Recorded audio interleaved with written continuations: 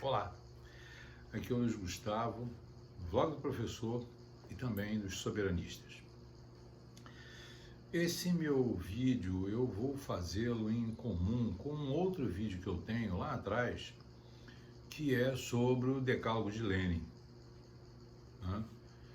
Não vou me repetir o que eu já falei lá atrás, porém, nós vamos falar sobre algumas questões que são importantes para a gente poder entender um pouco do que a gente vai tratar nesse vídeo e do que hoje nós estamos vivenciando no nosso país. Então, quais são os 10 pontos destacados nesse decálogo? Corrompa a juventude, deles liberdade sexual. Infiltre-se e depois controle todos os meios de comunicação de massa. Divida a população em grupos antagônicos, incentivando as discussões sobre ações e assuntos sociais. Destrua a confiança do seu povo em seus líderes. Coloque em descrédito a imagem do país, especialmente no exterior. Colabore com o esbanjamento de dinheiro público. Provoque o pânico e o desassossego na população e, por meio de infiltração, destrua a confiança do povo em seus líderes. Promova greves, mesmo ilegais, principalmente nas indústrias vitais do país. Promova distúrbios e contribua para que as autoridades constituídas não as coíbam. Procure catalogar todos aqueles que possuem armas de fogo para que sejam confiscadas no momento oportuno, objetivando dificultar ou impossibilitar qualquer reação ou resistência. Fale sempre em democracia, em Estado de Direito, mas tão logo haja oportunidade, assuma o poder sem qualquer escrúpulos. Depois da vinheta, nós vamos conversar sobre isso.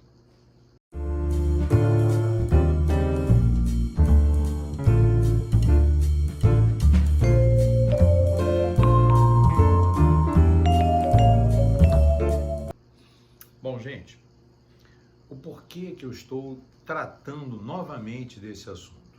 Simples.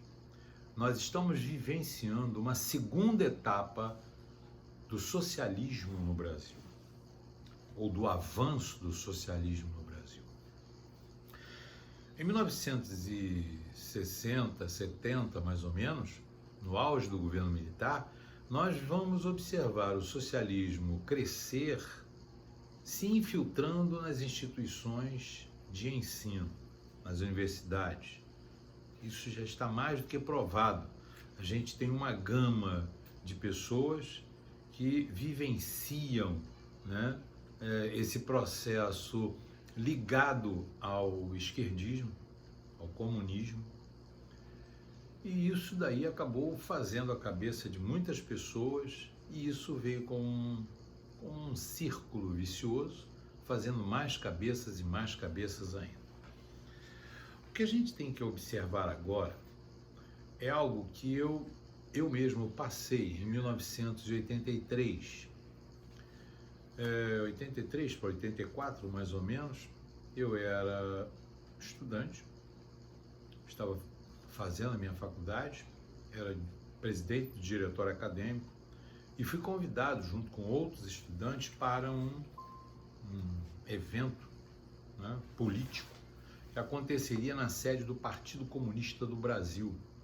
O que não me assusta, visto que a UNE, desde 1979, é controlada pelo PCdoB. Então, ao chegar lá, foi isso que me assustou, o discurso das pessoas era de trazer para o Brasil uma revolução maoísta, não uma revolução leninista, mas uma revolução maoísta, uma revolução bem ao estilo da chinesa. O impacto foi tamanho nessa palestra que eu resolvi abandonar algumas coisas. Eu não tenho vergonha de dizer, nesta época eu militava pela esquerda, eu tinha pensamentos socialistas. mas eu tinha um pensamento socialista por estudar a própria questão, por estudar Marx, por estudar outros socialistas, mas a minha visão era uma social-democracia, alguma coisa nesse sentido, mais ou menos. Mas ainda assim, a coisa me assustou de tal forma que eu acabei abandonando a ideia. E tranquei a faculdade. Ao voltar depois, me aproximei de algumas pessoas, inclusive de um professor meu, já falecido, que veio a me apresentar e me trazer para o lado do conservadorismo e da monarquia. Lado este que desde 84, 85 eu abraço e defendo. Porém, o que a gente vai observar é que o avanço do comunismo, do esquerdismo, né, ele tomou essas posturas que eu li antes da abertura como sendo um foco para a dominação do país. Nós temos que observar que na década de 60, no auge da Guerra Fria, os russos, né, a União Soviética, queria ter uma cabeça de ponte dentro da América. E Cuba foi o lugar escolhido. Não deu muito certo pelo poder norte-americano, tamanho de Cuba, etc. Não vamos entrar nesse mérito histórico. Sabemos também que a China e a União Soviética nunca foram tão aproximadas nos seus pensamentos.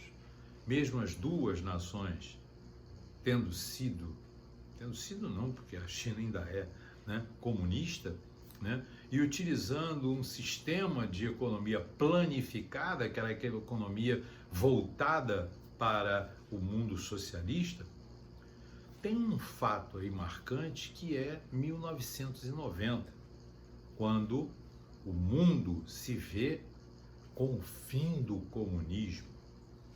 Se foi o fim do comunismo, por que a China ainda é comunista, Cuba é comunista, o Foro de São Paulo tem todo um processo comunista aqui na América? Então, na verdade, o comunismo simplesmente trocou a pele como uma boa cobra. A Rússia, que vivia o seu auge, né, de grande nação, chefiando a União Soviética, de uma hora para outra, sai de um processo de economia planificada, onde ninguém poderia ser rico, para uma nação que possuía dezenas de bilionários. Estranho, não? A China, por sua vez, consegue colocar a mão naquilo que seria a fatia de bolo mais capitalista dentro do seu território, Hong Kong. E, parafraseando a Bíblia, e ela viu que foi bom. Fez-se a noite, fez-se o dia, primeiro dia. Primeiro dia de uma mudança. De 1990 para cá, a gente observa que a China muda o seu aspecto econômico. Ela deixa de lado a sua economia planificada, que já começava desde a década de 80 a ter algumas nuances de modificações, para se tornar uma grande nação comunista politicamente, mas capitalista economicamente. Não é à toa que hoje nós vemos, e essa foi uma discussão que eu tive outro dia com uma pessoa, em que ela dizia, eu não compro mais nada chinês. Eu falei, então a senhora não vai comprar mais nada, porque em matéria de produtos industrializados, quase ou todos os que eu conheço têm algum componente chinês dentro. Isso é uma coisa indiscutível. Isso é uma coisa que não tem como alguém falar assim, não, o iPhone, até o iPhone, se bobear muito, tem algum componente chinês dentro.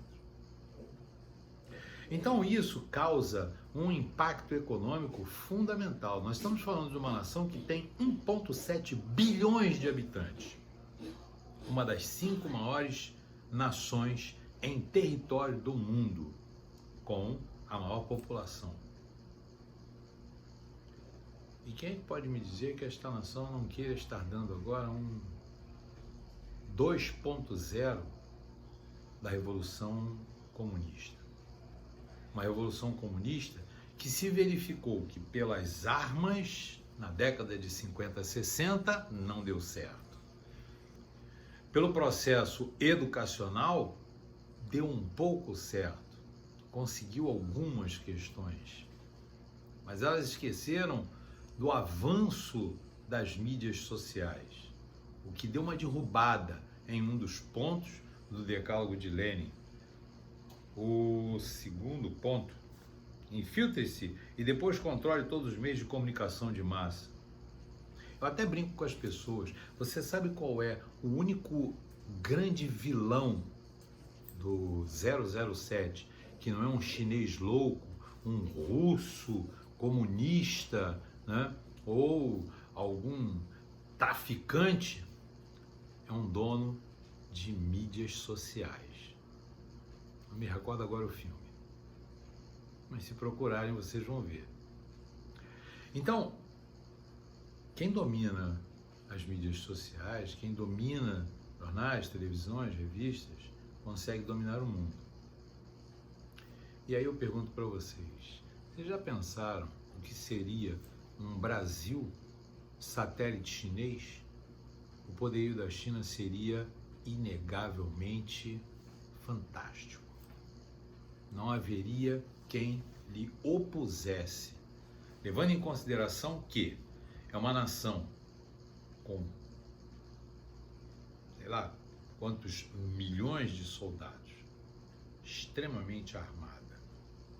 É uma nação bélica atômica, possui armas nucleares. Tudo isso mostra que o que a gente está vivenciando no Brasil, de uma certa forma, nada mais é do que uma tentativa de derrubar uma pedra que entrou no meio do sapato dele, chamado Jair Messias Bolsonaro. E aí há um dado importante. Hoje, não é mais apenas os comunistas que querem isso. Os direitistas também e os centristas também. Os direitistas, Luiz Gustavo... senhores, os direitistas também. O PSL é o quê?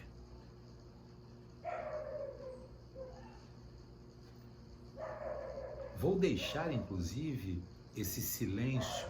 Normalmente eu corto, faço edição, mas esse silêncio eu vou deixar. Porque, na verdade, o que a gente demonstra ali é um direitismo. Um partido de direita. Então, hoje, aqui no Brasil, o que a gente observa não é mais tendências políticas, mas tendências de poder.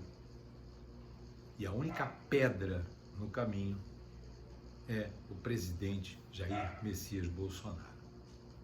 O coronavírus foi talvez a grande sacada criada para tentar retirar essa pedra através de um impeachment.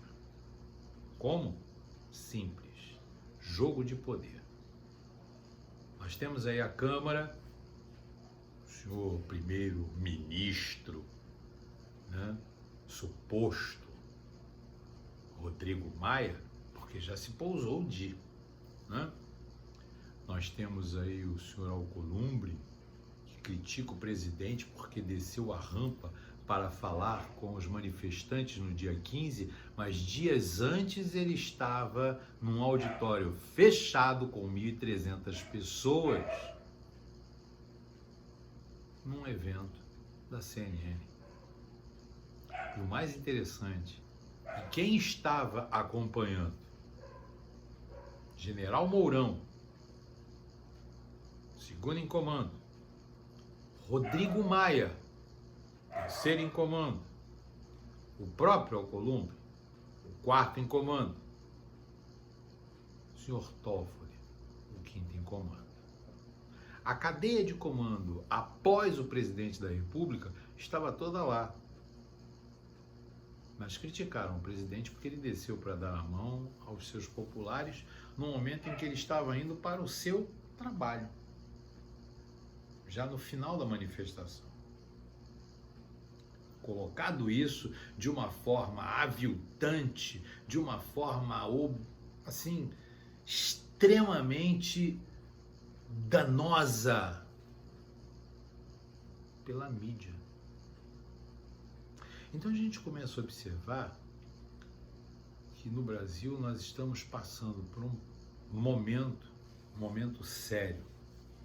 Um momento em que chegou-se ao ponto de um governador de estado enfrentar publicamente um presidente e recebeu a resposta à altura, visto que o Dória é um grande mentiroso. Essa é que é a verdade. É um grande canalha. Um homem que se elegeu, e todo mundo sabe, basta dar uma pequena olhada nos meandros da internet, YouTubes da vida, que vão ver lá ele com camisa Bolsodória. Então como é que ele pode negar que ele foi eleito com esta ajuda? Ele se apodera, e as falas do presidente são corretas. Ele já havia feito isso na época da campanha para a Prefeitura de São Paulo, e agora fez para o governo. A sanha de poder das pessoas em querer se sentar na cadeira presidencial é tamanha que as pessoas passam por cima, inclusive da questão ética e moral. Isso tudo agregado ao problema deste vírus. A gente não sabe se foi solto, largado, se é uma guerra bacteriológica ou não, se é um testamento ou não, que a gente sabe que as últimas 5 grandes gripes saíram de lá. Isso está mais do que mostrado. O que a gente acaba verificando é que no Brasil, e aí a gente começa a observar que em muitas coisas os chineses estão se aproximando. Vamos lá. Quem é que deu apoio ao senhor Ciro Gomes para a campanha eleitoral? Partido Comunista Chinês. Quem é que comprou uma parte, não tomou conta, mas comprou uma parte de uma das grandes emissoras de televisão do Brasil, a Bandeirantes? A estatal chinesa. Quem tem o maior interesse nas nossas riquezas?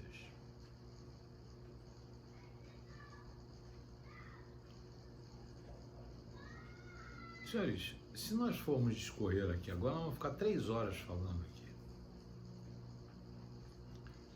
Nós não vemos mais o senhor Putin falando nada. A bola da vez hoje é a China. Está se armando um processo de derrubada da única pedra no caminho dessa dominação comunista no Brasil. E vejam, não é um comunismo do PCdoB, do PCB, do PT, não, é do MDB, do PSDB, do PSL, do DEM, partido que as pessoas bateram um pau. Nosso Caiado, né? Nunca me desceu pela garganta o senhor Ronaldo Caiado. Nunca. Sempre foi um oportunista, como a maioria das pessoas do DEM. São grandes oportunistas. Então, na verdade, o que a gente começa a observar é que está sendo montado um esquema propício para a tentativa de um impeachment do presidente. E essa crise do coronavírus veio muito a calhar. É a questão do que diz aqui o próprio processo. Destrua a confiança do povo em seus líderes.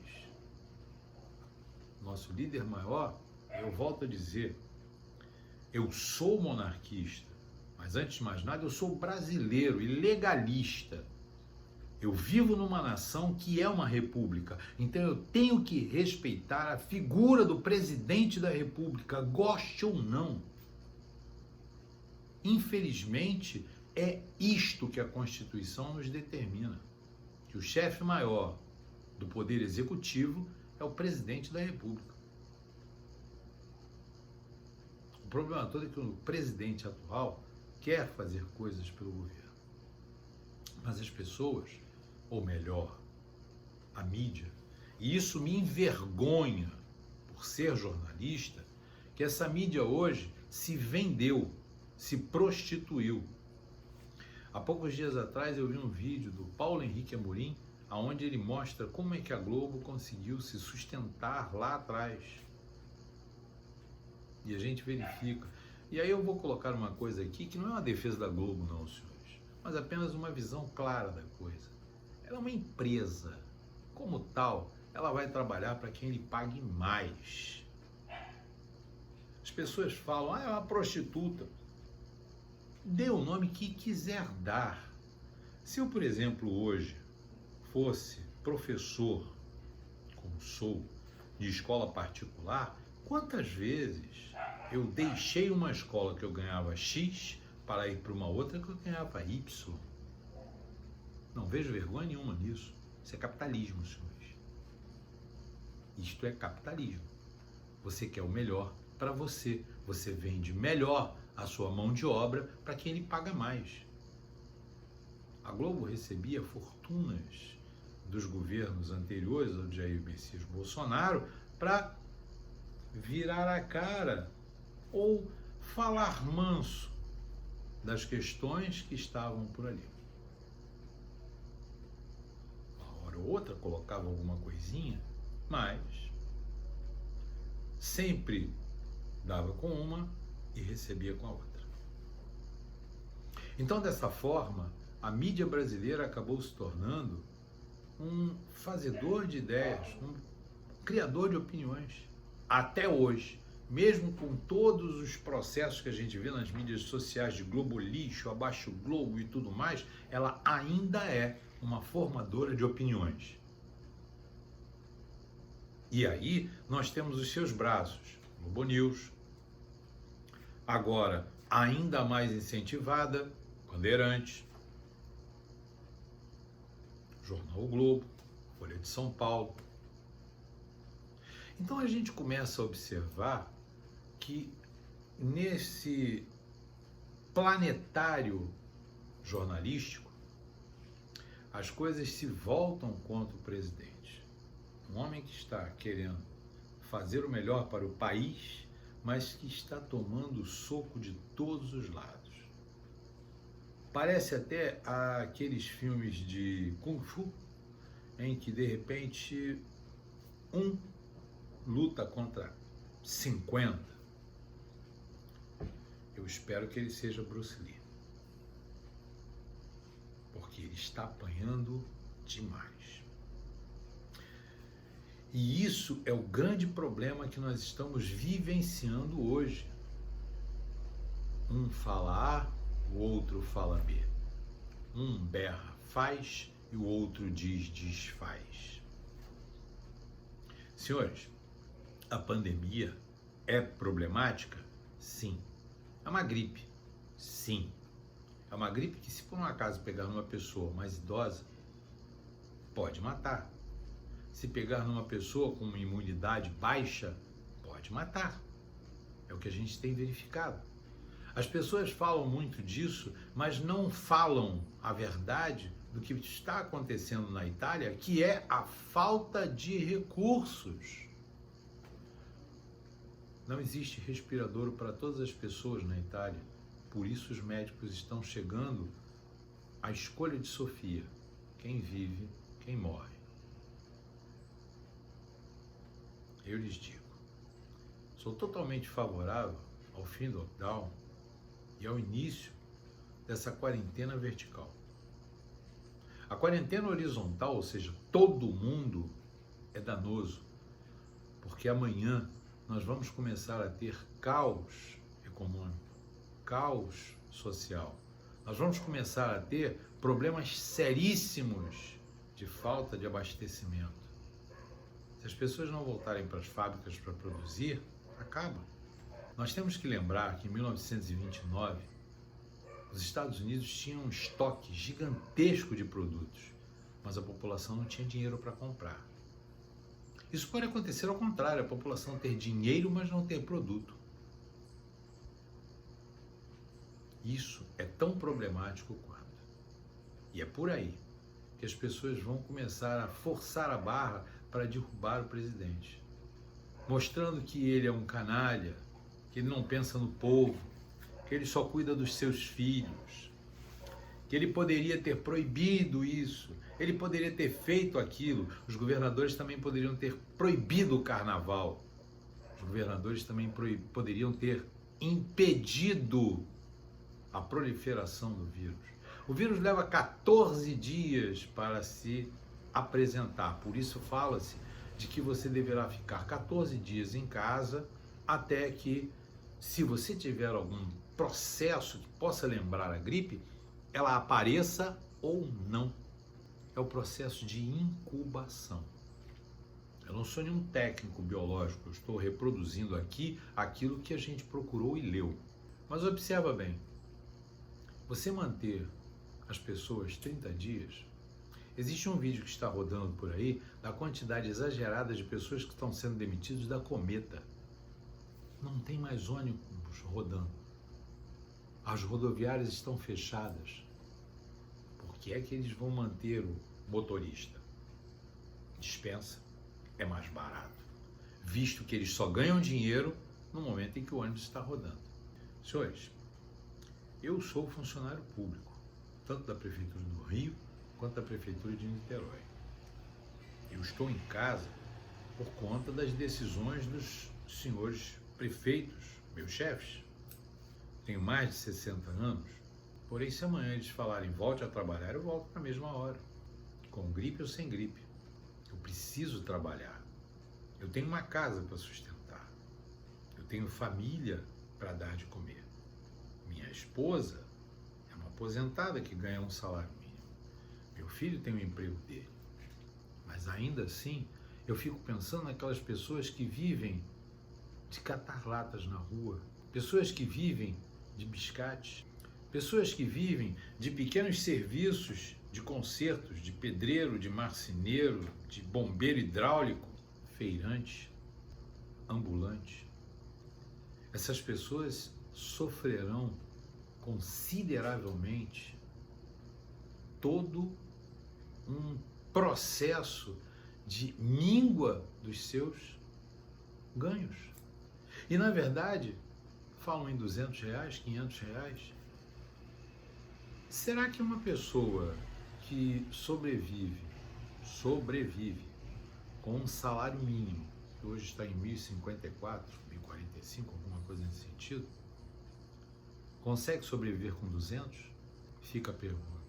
O que nós estamos verificando hoje, senhores, feito por muitos dos governadores e prefeitos, é uma tentativa descarada de desestabilizar o governo federal.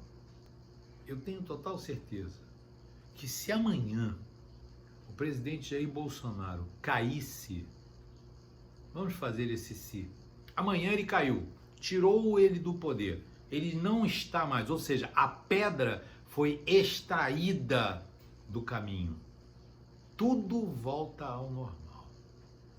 Na mesma hora, todos os governadores vão dizer que temos que voltar a trabalhar. O senhor Dória já está falando que a economia não pode sofrer, que a indústria paulista não pode parar. Ué, não é para fazer confinamento de todos? Não é para fazer quarentena? É aí que fica a hipocrisia da fala política desses homens. Mas sabem bater no presidente porque ele está dizendo que não podemos ficar todos trancados dentro de casa. Temos que ter um ciclo de trabalho. Quantos idosos hoje trabalham em determinados lugares? 10? 20%? Será que os 80% outros, se tivessem um controle sanitário, com distribuição de álcool para lavar as mãos, luva, máscaras, proteção, um controle de entrada, como estava sendo feito pelos bancos. Entram de tantas e tantas pessoas, não pode ficar mais do que alguns minutos no banco, e você fica do lado de fora, e um lado de fora com uma fila espaçada das pessoas. Senhores, E fica-se em casa, e aí vai a questão da consciência popular, fica-se em casa aquelas pessoas que são idosas, aquelas pessoas que possuem problemas que podem agravar-se com o vírus, e isso então tornaria a situação do Brasil um pouco menos drástica, um pouco menos complicada. Poderíamos conter o vírus e, ao mesmo tempo, poderíamos não desaquecer a economia. É isso que os opositores do presidente estão querendo fazer. Se não derruba pelo vírus, derruba pela economia. A canalice se tornou imperante no Brasil. A canalice se tornou o ponto focal da luta contra o presidente Jair Bolsonaro.